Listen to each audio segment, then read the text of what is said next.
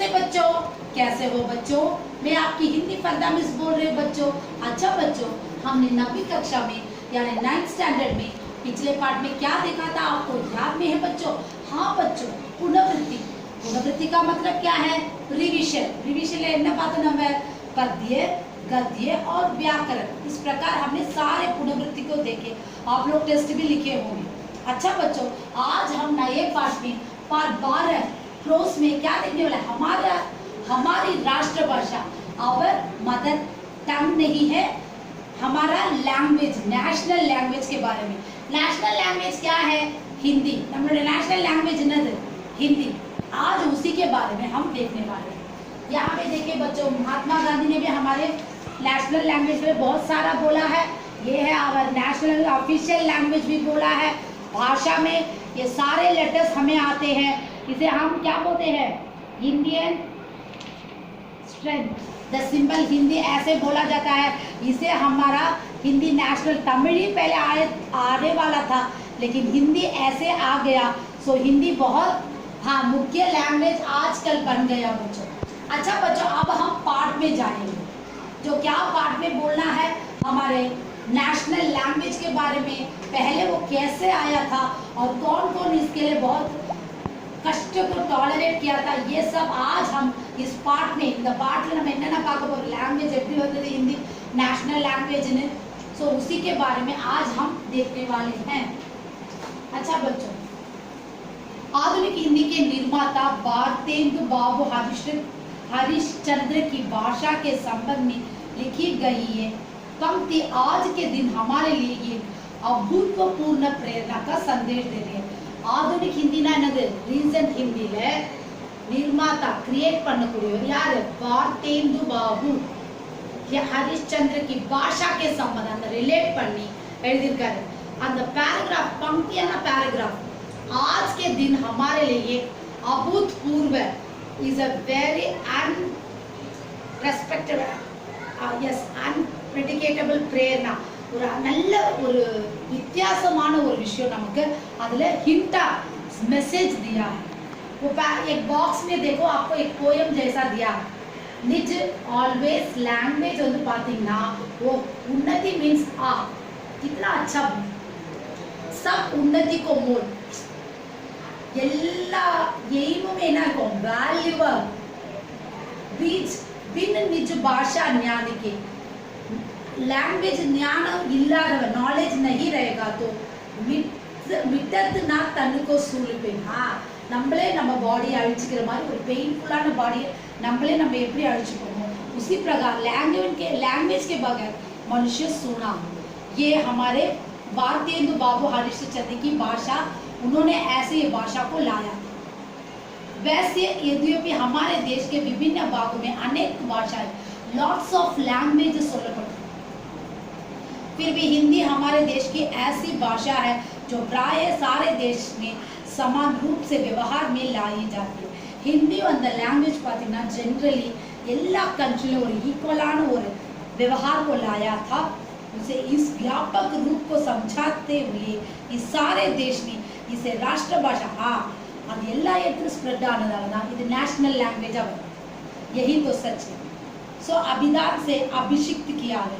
इस विषय में राष्ट्रीय पिता महात्मा गांधी, मैंने आपको गांधी का चित्र भी दिखाया था, उन्होंने इसको बहुत अच्छा सा नाम दिया था। ये देखो, हमारे महात्मा गांधी भी हिंदी के बहुत अच्छे वो लैंग्वेज को लाने के लिए बहुत कोशिश भी किए थे।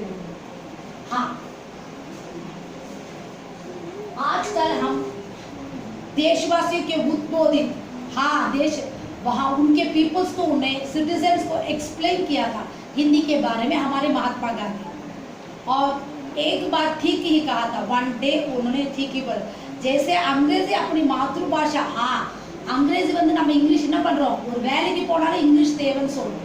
अंग्रेजी बहुत मुख्य है बोलते हैं और सर्वत्र उसे ही व्यवहार में आदि எல்லாமே ஹோல் இடத்துல பாத்தீங்கன்னா इंग्लिश में इंग्लिश मस्टன்ற மாதிரி சொல்றாங்க। அதுவும் ஒரு लैंग्वेज தான்।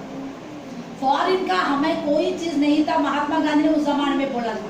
इनके फॉरेन प्रोडक्ट्स தான் நம்ம யூஸ் பண்ணிட்டு இருக்கோம்। लैंग्वेज भी वैसा ही है। अंग्रेजी अभी तक इसका इंडिया से नहीं गया है ना। ஒரு வேலைக்கு போறவங்க इंग्लिश नॉलेज இருக்கணும்னு சொல்றாங்க। सो प्रार्थना से कि आप हिंदी को भारत माता की एक भाषा बनाने का गौरव प्रदान करें। हाँ, हिंदी को और भारत माता அதுக்கு गौरव கொடுங்க, उसे प्राइज करो, ऐसे महात्मा गांधी ने बोला था। हिंदी सब समझते, हिंदी எல்லாருமே अंडरस्टैंड பண்ண முடியும்। इसे राष्ट्रभाषा बनाकर हमें अपने कर्तव्य को पालन करना चाहिए। इधर नेशनल लैंग्वेज आपने सुनदे आओ।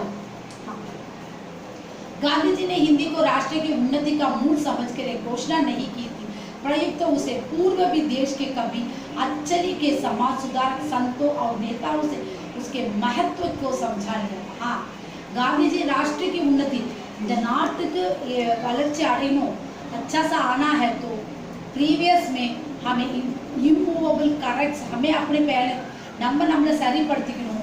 அதே மாதிரி महाराष्ट्र பார்த்தீங்கன்னா 11वीं 11th and 12th century Marathi के आदि कवि मुगंदाजार और संत ज्ञानेश्वर ने इसके महत्व को समझा था। वहाँ कालांतर में गोपाल नरहरि, देशपांडे तथा केशव वामन पेटे नामक महा अनुभव ने क्रमशः सन 1875 तथा 1876 में हिंदी को राष्ट्रभाषा के रूप में प्रतिष्ठित मर्यादों இந்த இயல் அது வெளிவந்துச்சு। अभिनंदनीय प्रयास किया था, बहुत प्राइज किया था हिंदी को। उन दिनों महादेव गोविंद युगला मुकद्दर संत, ये देखो बच्चों, हाँ, महाराष्ट्र के संत सुधारक हिंदी के महत्व को समझकर उसके प्रचार में लगने लगे।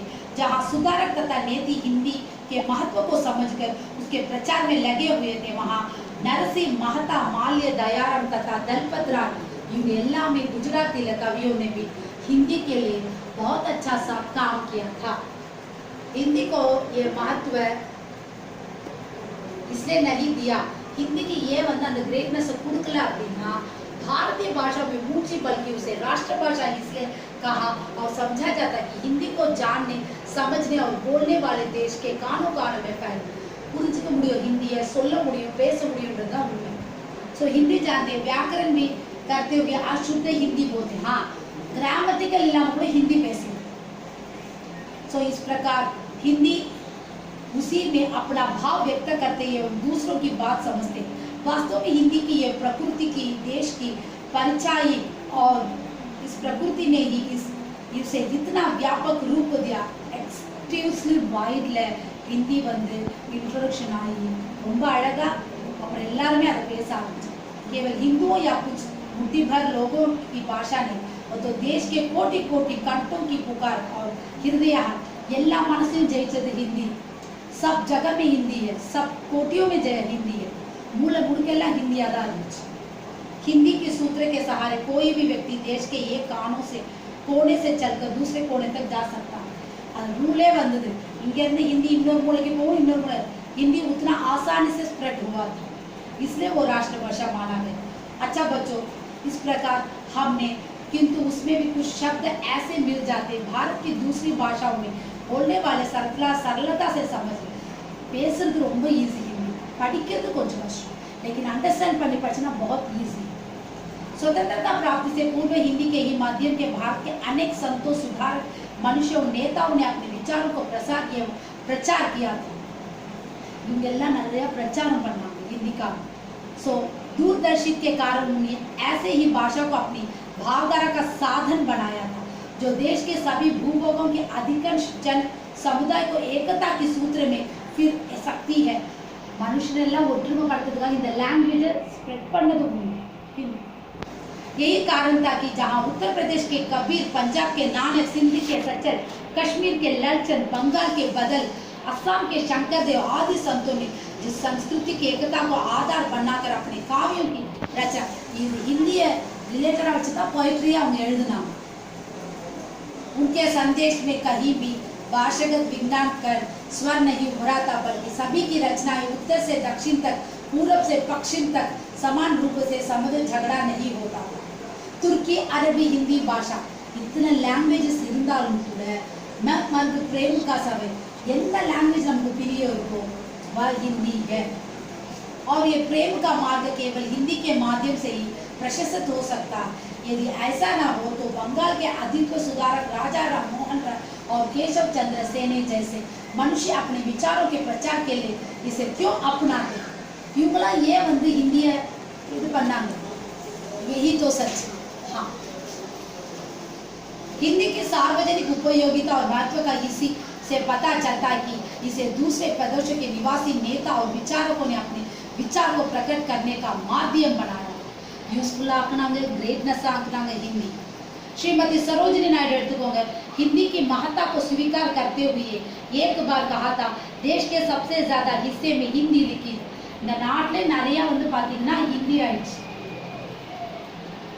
आज पॉलिटिशियंस எடுத்துக்கோங்க, जब बंगाल के में यदा हिंदी विरोध जो आवाज उठी गई वो जी वहाँ के निवासी यहाँ कैसे எப்படி अगर के सिटीजन्स हम लोग मरदुवांग हिंदी हमेशा सब जगह में जो आप तमिलनाडु में रहेंगे तो वहाँ पे काम मिल सकता है, लेकिन बाहर नॉर्थ में जाएंगे तो जरूर हिंदी आपको चाहिए और स्वीकार कर सकते। यस, सुप्रसिद्ध तत्व चिंतक श्री अरविंद घोष ने अपनी कर्मयोगी और धर्म ज्ञान पत्रों के माध्यम से राष्ट्रभाषा हिंदी के अन्य में अपना सहयोग देने से महत्वपूर्ण भूमिका का कार्य किया था।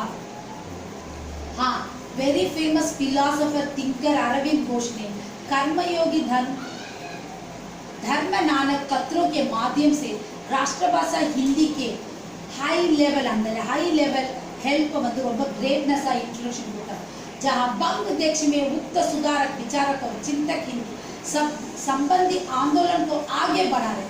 सो எல்லாத்தையுமே அவர் முன்னுக்கு கொண்டு வந்தார்।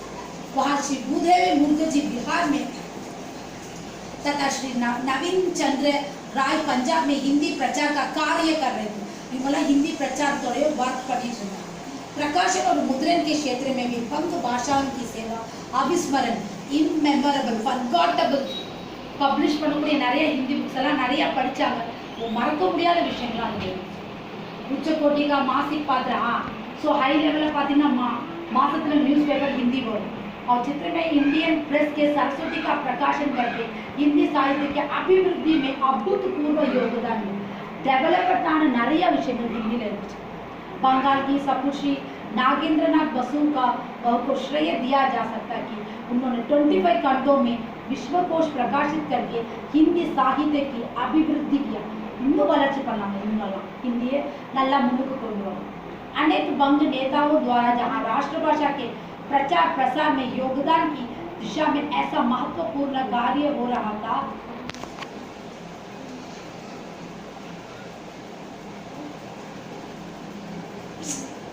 जयसिस्टम शरणचंद्र मिश्र के एक लिपि विस्तार परिषद की स्थापना करके उसके द्वारा देवनागरी नामक ऐसे पत्र प्रकाशित किए थे, जिसका उद्देश्य देवनागरी लिपि के माध्यम से समस्त भारतीय भाषाओं की कृतियों को प्रकाशित करके उसमें समन्वय स्थापित करना था। हाँ, बंगाल में राष्ट्रभाषा प्रसारण योगदान में दिशा महत्वपूर्ण कार्य जस्टिस शारद चरण मिश्र என்ன பண்ணாரு, போர்ட் கவுன்சில்ல அவ்வளோ அழகா தேவநாகரி லிபியை பப்ளிஷ் பண்ணி அதோட எய்ம் பண்ணி அந்த தேவநாகரி லிபியை மிடிலா கொண்டு வந்து ईक्वल इंडियन लैंग्वेज और